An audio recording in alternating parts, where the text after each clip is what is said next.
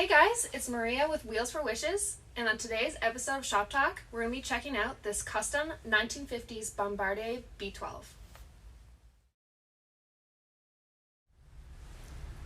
To help us learn more about this unique snowmobile, I actually have one of the fabricators here with me, Kyle Hodder. How are you doing? Good, how are you? I'm not too bad. Would you mind telling us a bit more about what this vehicle is all about? Maria, this is actually a 1950s Bombardier B12. It's a 12-passenger snow bus. Right on. So what originally powered this bus? Well, Maria, originally it had a Chrysler flathead and a 3-speed column shift manual transmission. When we received this one, however, it had an 80s Ford 300 inline 6 and an automatic 3-speed Ford transmission. Now this one has a LM7 5.3 liter Chev LS platform with a 4L60 transmission, makes about 320 horsepower. Plenty for a big bus like this. Big jump from the 80-ish horsepower it had originally, yes.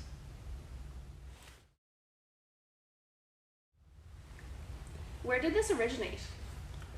This one, I believe the customer purchased it out of Alberta, Saskatchewan area. It was used up in the oil fields for drilling core samples and stuff like that. Okay. What condition was this in before you even got your hands on it? When it arrived here with us, it was in pretty sad state. I mean, for the year it was good. The restoration that was done in the 80s when the original engine was took out saved it along, but it did have a lot of areas where it needed work. Okay, so was there challenges while you were building it, or? I mean, the biggest challenge is trying to get the inadequate cooling system. I mean, these vehicles were notorious for overheating, even the original engines. And you start taking out 6 cylinders and putting in a big 6-cylinder, and that didn't work well for them at all. And then you put in the big V8, it makes a lot more heat. It makes good power, but in turn it makes a lot of heat. Mm-hmm. So we had to upgrade the radiator, do electric fans. We have exhaust fans in the side doors here behind me, actually pumping heat at the engine bay. We have electric fans on the trans cooler. The cooling system had to be built pretty stout to take the task of cooling this, because there's no airflow through it. It's a completely sealed engine compartment. Okay.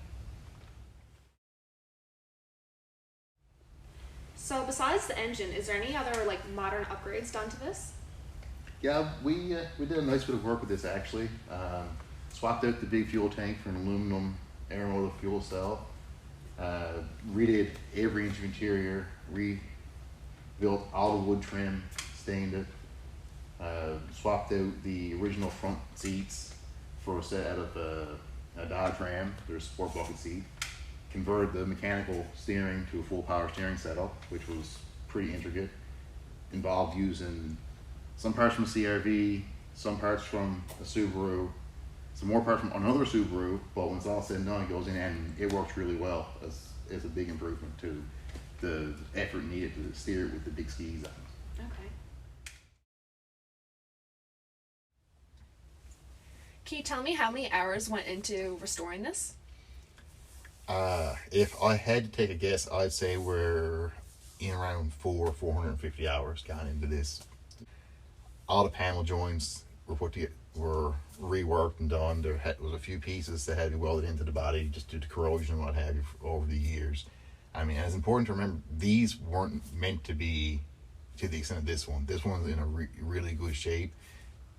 It's very well put together now.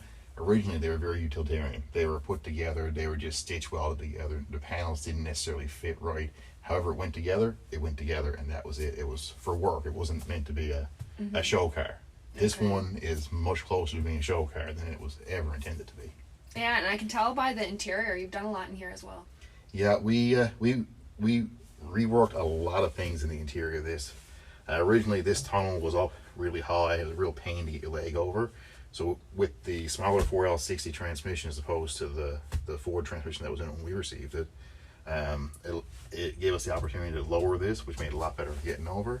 It had the fuel tank originally came to here. It was grossly oversized for the job.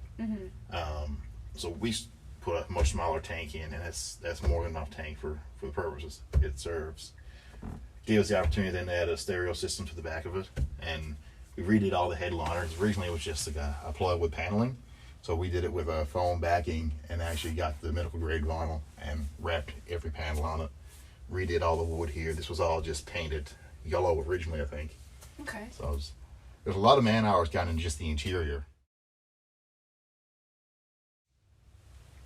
So what was the intended purpose of this when it was like originally produced?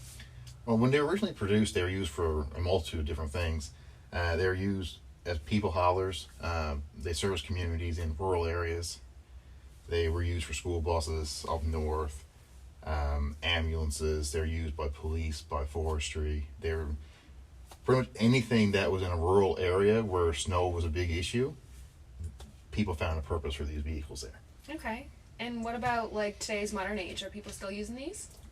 They are. In a lot of cases these days, they're outfitted for doing core sampling and drilling on the back, or in the case of this one, it's just used for recreational cabin vehicle. Put a few hands in, go down in the field, have a bonfire, turn on the roof rack lights, light up the area, blast some tunes, have a good time. Okay.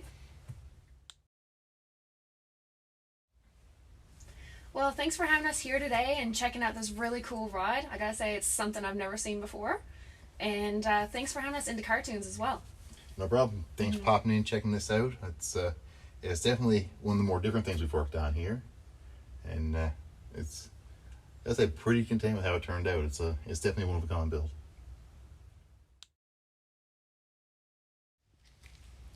Thanks for joining us on this week's episode of Shop Talk. Don't forget to hit the like and subscribe button.